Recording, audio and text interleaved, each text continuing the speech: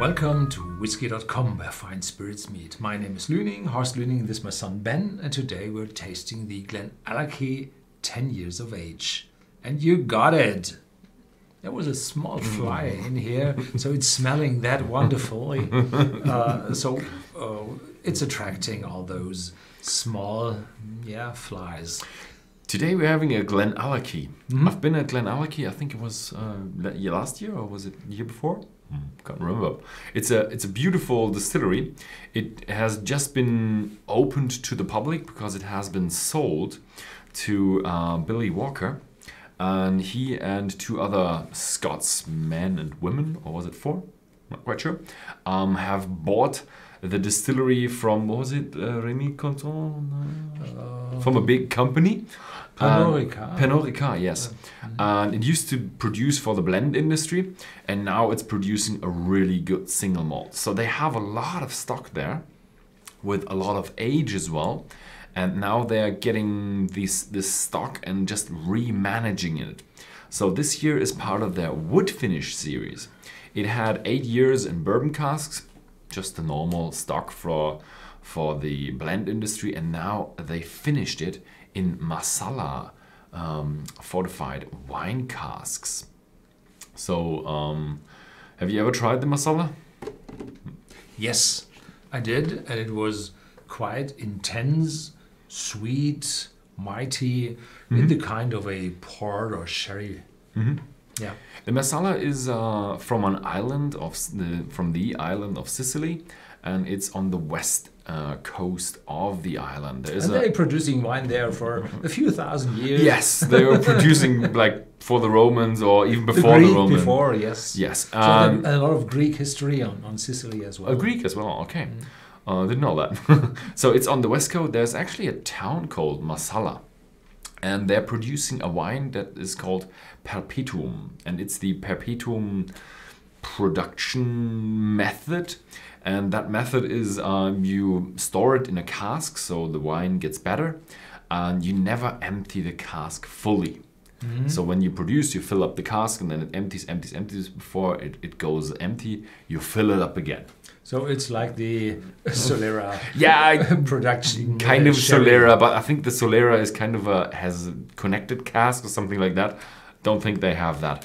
And the wine from the region is actually called Perpetuum after this production method. And when the sailors came along and they said, okay, we can't take that wine with us, that might go bad.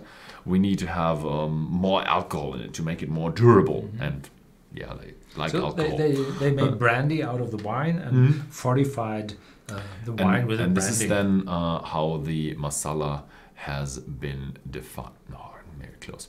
Masala has been defined or introduced. It's a fortified wine made from the local wine of Sicily.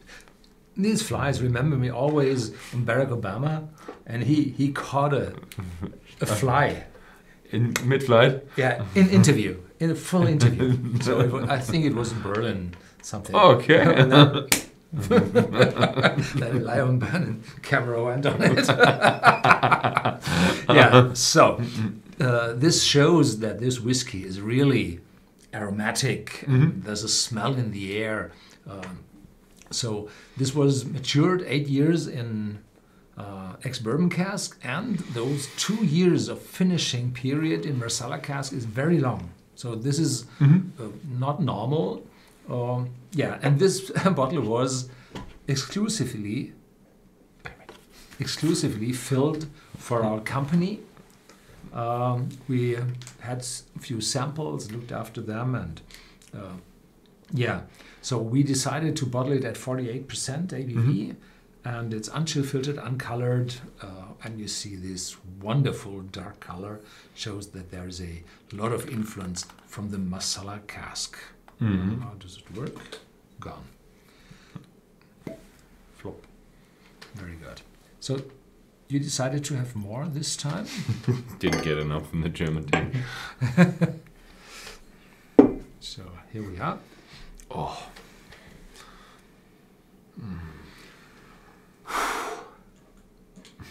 It's aromatic, full, massive. This is my second sip now or smell on it. And there's a lot more of caramel and sweetness in it. First time I only had that pineapple note in it, which is there as well. And now the caramel notes from the wood added to the whiskey. Wonderful. So we have this pineapple smell from the raw whiskey, the caramel from the wood, and some sweetness, more fruitiness, and a starting spiciness from the oak casks, from the Marsala. For me now I got the same one. It's a bit more sweet than the first taste, but what is very dominant, was very dominant for the first smell, was the red apple. There's a lot of apple in it, and it's one of these apples that is really dry. One of these in Germany we call that flowery, because they're so. I have a consistency that is really grainy and flowery. So it's not like a Granny Smith. It's more like I'm not sure how the brands are called. Like a really red apple. Yes, I do have the pineapple as well. Bit of a tropical influence in there, and a bit of a fresh influence. The cask is there, the oak, but it's still, I would say, a bit hidden behind the big curtain of apple fruitiness, and I have a small mint note as well. It's lightly cooling, but that might be to the 48% ABV.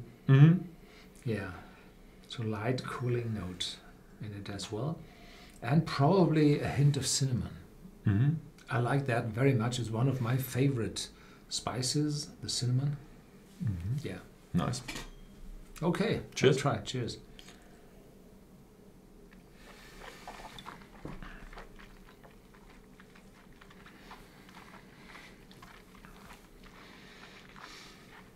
Massive, extremely. So it's attacking your mouth. It's mouth-watering and shows, well, more different fruits now, like apricots. It's really disturbing, like apricots, and a little note of honey I have now as well, which I didn't have the first time. And on my tongue and in my throat, there is a aftertaste showing the wood, the oakiness of the Marsala casks. And I think those Marsala casks, they come from Southern Europe, Southern European oak. So there's some intensity, even after those 2 years, which is a long finishing period, so it shows already some of this oakiness. It's beautifully sweet with, I think you already mentioned the honey, bit of a caramel, so there's a little bit of a bourbon influence, but as soon as you swallow, you get the full kind of fruitiness. But strangely enough, it's not the pineapple and the apples, it's more like apricots, peaches, nectarines, dried, bit of a dried fruit as well. Also a bit of a orange peel, but that's coming. The orange peel, yes. As it slows down, it now the sweetness is really going back, and it's coming to a bit of a spicy, oaky finish. A bit more strong and hefty than the first sip. The first sip was still a bit more into the sweetness in the end, but now it's just a beautifully round oak. But it's strangely, it's not really bitter. It's really good. The time for the finishing period is too short to bring out those tannins and guajons and how they all are called. It shows most of the Sicily wine, and has some small influence of the cinnamon together with the marmalade. This is the slightly bitterness of orange peel. Yeah, wonderfully made. And I think the Glenallachie distillery is on its way to rise up from a hidden gem to a visible gem. Yeah, I think they will become very big within the premium market over the next years. Unfortunately, it's a Whisky.de exclusive for all you international viewers, so you will not be able to get it anywhere except in Germany. And if you are in Germany, you can only buy the club, because that's like a German club thing. We have a Whisky.de club. And there's a new one. It's available in Austria as well. Yeah, luckily we are expanding, so hopefully in the future we will be able to supply the rest of the world as well. But I don't want to spoil it, because that might take a while, because, you know, Red all tape the work. red tape work with alcohol and taxes. Taxes is the best the red tape work to block anything. So yeah, so thank you very much for watching, and yeah, see you next time.